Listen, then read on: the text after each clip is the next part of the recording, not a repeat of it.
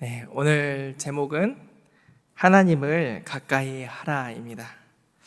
오늘 본문에서 가장 핵심적인 구절이 어디일까요? 4장 읽으셨는데, 네, 8절입니다.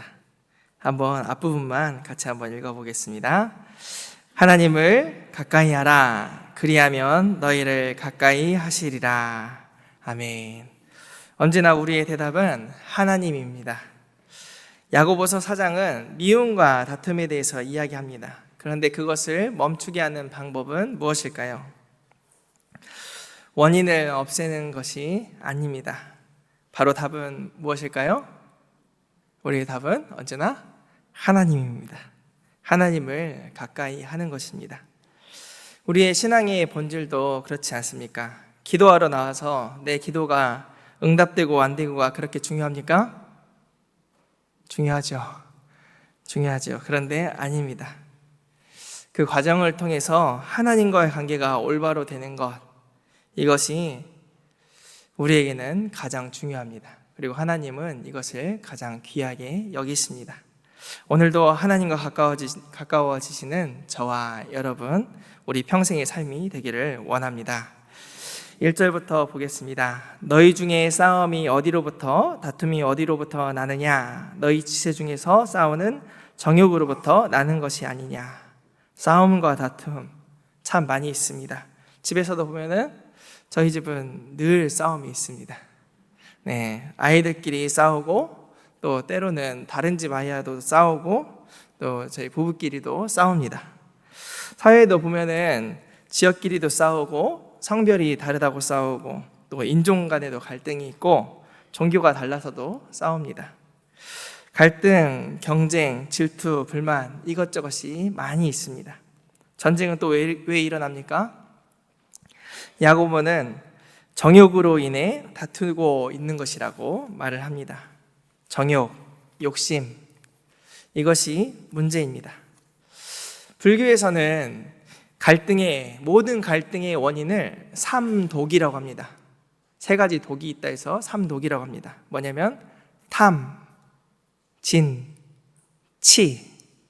탐은 무엇일까요? 탐심, 더 갖고 싶어하는 마음, 탐내는 마음이라는 것이죠. 그래서 싸움이 일어난다는 것입니다.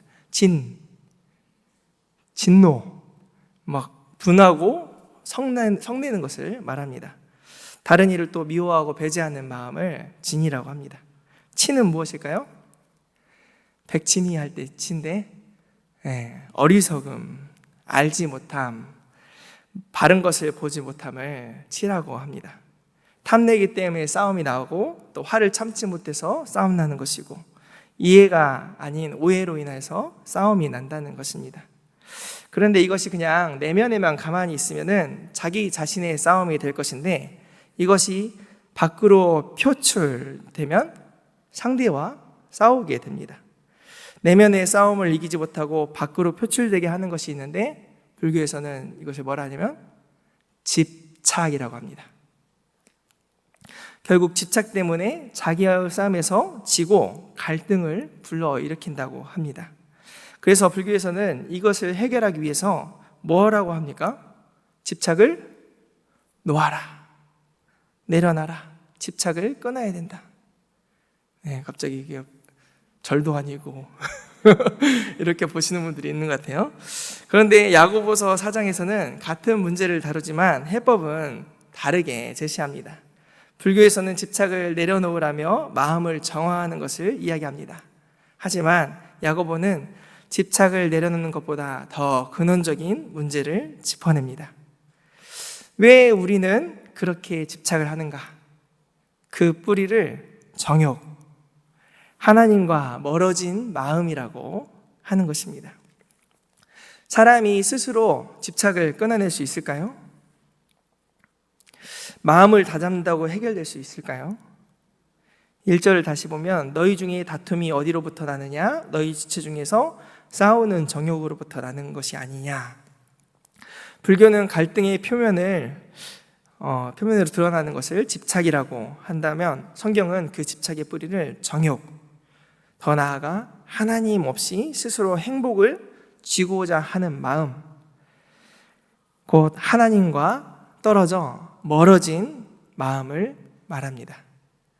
그래서 성경은 집착을 끊어내라고 하지 않고 하나님께로 돌아오라고 초대합니다. 그래서 아까 우리가 읽었던 8절 말씀 뭐라고 합니까? 하나님을 가까이 하라. 그리하면 너희를 가까이 하시리라. 집착을 없애는 힘은 내 마음에서 우러나오는 것이 아니라 하나님으로부터 흘러나오는 것입니다. 그래서 4장 전에 보면 3장에 어떤 게 나오냐면 위로부터 나는 지혜 하면서 양선, 온유 이런 것이 너희 속에서 나는 줄 아느냐? 위로부터 나는 지혜다. 이렇게 말을 합니다. 육체의 정욕을 이기게 하시는 분은 하나님이시기 때문에 그렇습니다. 이게 결론인데 벌써 끝나면 좋겠죠? 네. 그런데 우리 안에는 채워지지 않는 사랑의 결핍이 있습니다. 배가 고픈 것은 아닌데 허기가 있습니다. 그것이 사랑과의 관계에서 나타나게 될 때 다툼이 되고 경쟁이 되고 시기가 됩니다. 2절에 보면 얻지 못하여 살인하며 시기에도 취하지 못한다고 말합니다. 성경에 보면 첫 번째 살인이 있죠. 가인이 아벨을 죽입니다. 그런데 가인이 아벨을 죽일 때 아벨의 무엇을 빼앗으려고 죽였습니까? 아벨은 양을 치는 자였으니까 양을 빼앗으려고 죽였습니까? 재산과 지위를 빼앗으려고 죽인 것도 아닙니다. 그 안에는 허기가 있었습니다. 나는 왜 사랑받지 못하는가? 왜 나는 인정받지 못하는가?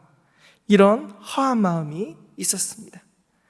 가인에게 중요한 것은 가인은 몰랐지만 그것은 바로 하나님이었습니다. 하나님께 인정받지 못한 마음, 그로 인한 결핍과 박탈감, 하나님께 가까이 가지 못해서 생긴 영적 허기가 가인에게 있었습니다. 그 허기와 상처가 결국 미움으로 번지고 미움이 살인이 되었습니다. 우리는 눈에 보이는 살인을 하지 않을지 몰라도 어떤 사람을 입술로 죽이고 또 한 사람의 평판을 깎아내리고 관계를 죽이고 영혼까지 말려 죽이는 일을 할 때가 있지 않습니까? 때로는 나 아무것도 안 했는데요 할지 모르지만 무관심으로, 냉소로, 차가운 말로 그런 걸로 아무렇지 않게 사람을 죽이는 일에 쓰임받고 있지 않습니까? 사람은 허기질 때 가장 위험합니다. 배고프신 분 계십니까? 네, 신경이 아마 날카로울 것입니다. 허한 마음은 결국엔 누군가를 향한 증오와 경쟁, 비교, 시기로 변하고 그 마음이 폭발하면은 관계는 깨어집니다. 공동체가 무너집니다. 가인에게 핵심 문제는 아벨이 아니라 하나님과의 거리, 관계였습니다. 야고보는 그래서 말합니다. 문제의 뿌리는 바깥이 아니라 마음 안에 있다고 합니다. 그 마음 안에 삐뚤어진 허기, 정욕이 문제라는 것입니다. 그래서 야고보는 집착을 끊으라, 정욕을 이기라 이렇게 하지 않고 그 답을 뭐라고요? 하나님을 가까이 하라 이렇게 제시하는 것입니다. 왜 그렇습니까? 집착은 내 힘으로 끊을 수 있습니까? 정욕은 내 결심으로 잘 다스려집니까? 영적 허기는 내가 스스로 마음을 갈고 닦은 그 수양을 통해서 채워집니까? 그렇지 않습니다. 내 안에 허기를 다루는 유일한 길, 그 허한 마음을 메우는 유일한 존재, 그분은 바로 하나님이십니다. 그래서 성 어거스틴은 이렇게 말했습니다. 주님께서 우리를 당신을 향해 만드셨습니다. 그러므로 우리 마음은 당신 안에서 쉼을 얻기까지 쉼이 없습니다. 하나님 외에 그 무엇도 우리의 영혼을 채울 수 없다는 것입니다. 허기를 채울 수 있는 분은 하나님이라고 고백한 것입니다. 이 땅에서 그 무엇도 그 누구도 우리의 갈증을 채울 수 없습니다. 우리 영혼의 갈증은 하나님만이 채우십니다. 하나님으로 충만한 우리 모두가 되길 원합니다. 우리의 평안은 비움에서 시작하는 것이 아니라 하나님으로부터 채움에서 시작합니다. 하나님을 우리는 그래서 가득 채워야 합니다. 그런데 우리는 그것을 바라면서도 바라는 가운데 다른 것을 바랍니다. 엉뚱한 것을 구합니다. 3절을 보시면 구하여도 받지 못함은 정욕으로 쓰려고 잘못 구하기 때문이라. 우리 영혼 깊은 곳에서는 하나님을 원하고 있지만 현실에서는 그 하나님을 대신할 다른 무언가를 우리는 구합니다. 요즘 새벽에 우리 무슨 말씀을 보고 있죠? 역대하 말씀을 보고 있습니다. 거기에 보면 얼마 전에 아하스 왕이 나옵니다. 아하스 왕은 성전 안에 우상을 가득 세웠습니다. 그 이유가 무엇입니까? 우상을 좋아해서 세웠을까요? 그것이 아닙니다. 그 마음 가운데 채워지지 않는 공허함, 하나님과의 관계가 깨어진 데서 오는 영적인 허기가 있었습니다. 아하스 왕은 그 허기를 달래줄 무언가를 찾았습니다. 하나님께서 이 나라를 지키실 것이라는 믿음 대신에 강해 보이는 나라를 의지하려고 했습니다. 그래서 아람이 강하면은 아람 신을 들여오고 아수르가 강하면 아수르 신을 수입해서 성전에 들여왔습니다. 아하스 왕은 하나님을 떠난 것이 아니라, 하나님을 버린 것이 아니라 하나님보다 더 믿을 만해 보이는 것을 붙잡았습니다. 구하여도 받지 못함은 정욕으로 쓰려고 잘못 구하기 때문이라. 아하스 역시 구했습니다. 도움을 구하고 안정을 구하고 안전을 구했습니다. 하지만 그것은 하나님께 구한 것이 아니라 하나님은 건너뛰고 자기 욕망을 붙드는 기도를 했던 것입니다. 우리는 어떻습니까? 하나님 말고 사람으로 채우려 하고, 하나님 주셔야 할 평안을 환경으로 채우려 하고, 하나님 주셔야 할 안정과 사랑을 성취와 비교로 채우려고 합니다. 그래서 기도가 막히는 것입니다. 기도는 하고 있는데 하나님께 가까이 가는 기도가 아니라 하나님 없이 뭔가를 얻으려는 기도를 합니다. 마태복음 6장 33절 무슨 말씀입니까? 그런즉 너희는 먼저 그의 나라와 그의 의를 구하라. 그리하면 이 모든 것을 너희에게 더하시리라. 숱하게 외우고 알고 있지만 그것을 우리는 건너뜁니다. 하나님보다 이 모든 것을 먼저 구합니다. 그래 놓고는 왜 응답되지 않느냐고 묻습니다. 언제나 하나님이 먼저입니다. 관계가 먼저입니다. 그런데 우리는 결과부터 원합니다. 하나님이 누구신지보다 무엇을 해줄 수 있는지를 찾습니다. 우리가 인간관계 할 때도 그렇지 않습니까? 누군가에게 뭔가 부탁을 하려고 하면은 그 사람과 내가 좀 친밀한 관계라면 용기가 납니다. 부탁이 있는데 들어줄 수 있니? 말할 수 있습니다. 그런데 아무런 관계가 없다면 어떻습니까? 관계가 있는 사람을 찾아서 부탁을 이렇게 건너서 부탁을 하기도 합니다. 그런데 대부분 내가 무슨 염치로 부탁을 해 하면서 멈춰서게 됩니다. 관계가 중요합니다. 신앙도 이와 같습니다. 하나님과 친밀하지 않은데 그분을 가까이 하지 않은 채 살면서 막상 필요할 때만 하나님 도와주세요 한다면 그것은 나의 욕심에 불과합니다. 사랑에서 찾는 것이 아니라 내 욕망을 채우기 위해서 이용하는 것에 가깝습니다. 그래서 드라마에 보면은 그런 장면들이 많이 나옵니다. 평소 연락도 안 하던 아들이 갑자기 엄마한테 전화를 합니다. 그것도 아주 목소리 톤부터 다르게 해서 엄마 하면서 한참 돌려 막 말합니다. 안부도 묻고 요즘 밥은 잘 챙겨 드시냐 하다가 조금 지나면은 본론이 나옵니다. 엄마, 그런데 나 사실 돈이 필요한데. 그러면 그때 엄마가 딱 끊고 말합니다. 그래, 내가 네 전화할 때부터 딱 느낌이 왔다. 너는 꼭 돈 필요할 때만 전화하더라. 여러분, 이 말에는 서운함이 담겨 있습니다. 내가 아니라 내가 줄 수 있는 것 때문에 전화한 것이라는 그 사실에 쓸쓸한 마음이 담겨 있는 말입니다. 우리도 먼저 그 나라와 그 의를 구하지 않고 하나님 자신보다는 하나님께서 주실 뭔가를 기대하며 하나님을 찾을 때가 있지 않습니까? 관계의 기쁨보다 결과를 구합니다. 하나님을 사랑해서가 아니라 필요해서, 급해서 해결이 안 되니까 어쩔 수 없이 하나님께 나아갑니다. 그렇게 되면 신앙이 깊어지지 않습니다. 멀리 거리를 두다가 필요할 때만 찾아가는 사람처럼 먼 일 있을 때만 하나님 찾는 사람은 물론 신앙은 있지만 친밀함은 없는 것입니다. 그것을 4절에서는 세게 말합니다. 간음하는 여인들아, 세상과 벗된 것이 하나님과 원수됨을 알지 못하느냐. 그런즉 누구든지 세상과 벗이 되고자 하는 자는 스스로 하나님과 원수되는 것이니라. 간음하는 여인들아, 하나님 말고 세상과 벗된 것을 간음하였다고 말합니다. 하나님과 원수되었다고까지 말합니다. 영적인 간음입니다. 혼인관계를 맺어놓고 딴 여자에게 마음이 가 있으면 그것은 간음입니다. 반대도 마찬가지입니다. 우리의 마음의 자리는 어디에 가 있습니까? 성경에서는 하나님과 우리를 혼인관계로 이야기를 합니다.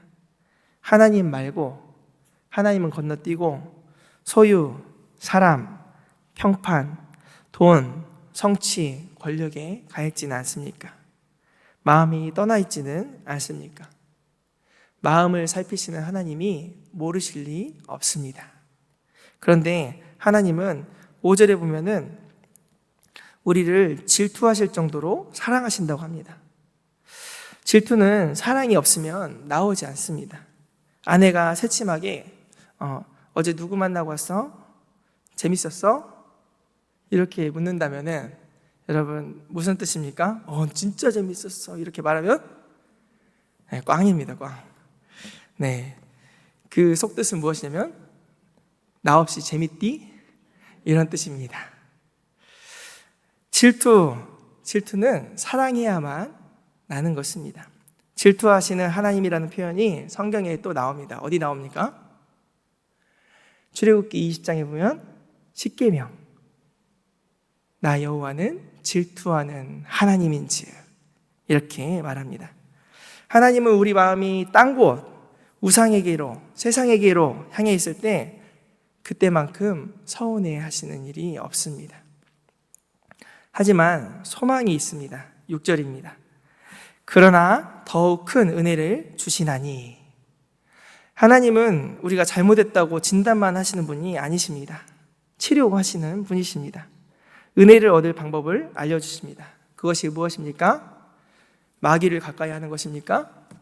8절에 보면 하나님을 가까이 하는 것입니다. 하나님을 가까이 하라. 이 말은 여호수아가 나중에 이스라엘에게 여호수아 23장에 보면은 고별 설교할 때 그때 나왔던 가장 중요한 단어가 뭐냐면 하나님을 가까이 하라, 하나님을 사랑하라. 이 두 가지입니다. 우리에게는 어떻습니까? 여러분 하나님을 사랑하십니까? 하나님과 친밀하십니까? 하나님을 사랑하는 마음으로 더 친밀하게, 더 가까이 나아오시기 바랍니다. 어떻게 그렇게 합니까? 8절 뒷부분에 보면 손을 깨끗이 하라. 두 마음을 품은 자들아 마음을 성결하게 하라. 손은 단순히 신체적인 손을 말하는 것이 아닙니다. 세수하라는 것이 아닙니다. 우리 행동, 삶 속에서 나오는 모든 행동을 돌아보라는 것입니다. 다른 사람을 속이고 이용하고 다투고 미워하고 살아왔다면 그것은 더러운 손입니다. 세상과 친밀하게 지내면서 하나님과의 관계는 멀리했던 행위도 포함됩니다. 겉으로 드러나는 삶의 모습과 행동을 정직하고 올바르게 하라는 것입니다. 그리고 두 마음을 품은 자들아 마음을 성결하게 하라. 마음은 무엇입니까? 우리 속에 있는 동기와 중심, 의도, 이 내면의 자리를 살피라는 것입니다. 두 마음을 품었다는 것은 하나님과 세상 겸하여 섬길 수 없는데 둘 다를 바라보는 마음입니다.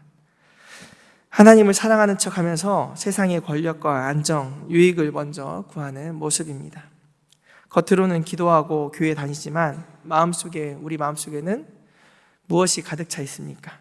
나의 욕망을 채우기 위한 수단으로 하나님을 이용한다면 그것은 아니 됩니다. 우리의 겉과 속이 다시 하나님 앞으로 모이기를 원합니다. 그럴 때 하나님은 비로소 가까이 하십니다. 이것은 조건이 아니라 약속입니다. 너희가 하나님을 가까이 하면은 하나님도 가까이 해준다. 너희 가까이 안 했으니까 안 해준다. 이런 것이 아닙니다. 우리 마음이 움직이면 하나님은 이미 손을 내밀고 계십니다. 찬양 중에 전부라는 찬양이 있습니다. 그 찬양 가사 첫 소절이 뭐냐면 내 감은 눈 안에 이미 들어와 계신 예수님. 내 감은 눈 안에 이미 들어와 계신 예수님. 나보다 먼저 나를 찾아주시네. 눈을 감으면은 이미 우리 주님은 들어와 계시고, 문을 두드리면 우리를 사랑하신 하나님은 기다렸다는 듯이 손살같이 뛰어와서 문을 열어주십니다. 탕자가 아버지 하는 그 순간 기다렸던 듯이 잃은 내 아들을 찾았다. 잔치를 베푸시는 하나님이십니다.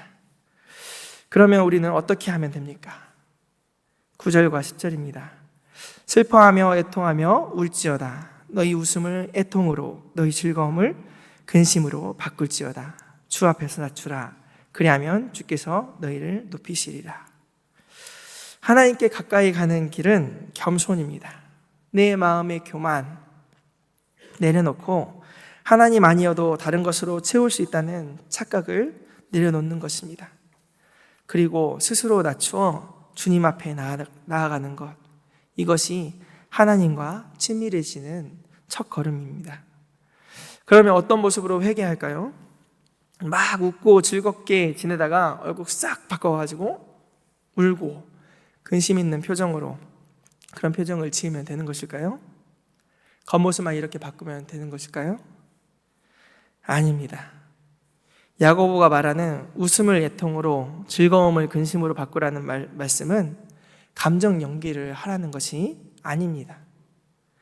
하나님 없이 살았던 나를 인정하는 것, 하나님과 친밀하지 않은 상태가 당연해져 버린 나를 바라보고 애통하는 것, 내 안에 하나님이 아닌 우상이 차지하고 있는 자리를 내려놓으면서 슬퍼하는 것, 이것이 바로 성경이 말하는 애통과 근심입니다. 겉모습이 아니라 내면의 방향을 바꾸는 것, 행동만 정리하는 것이 아니라 마음의 중심이 하나님께로 돌아서는 것. 그래서 내가 낮아질 때 그때 하나님께서 우리를 가까이 하실 것입니다. 그 하나님 앞으로 한 걸음 더 다가가시는 저와 우리 모든 성도님들 다 되시기 바랍니다. 기도하겠습니다.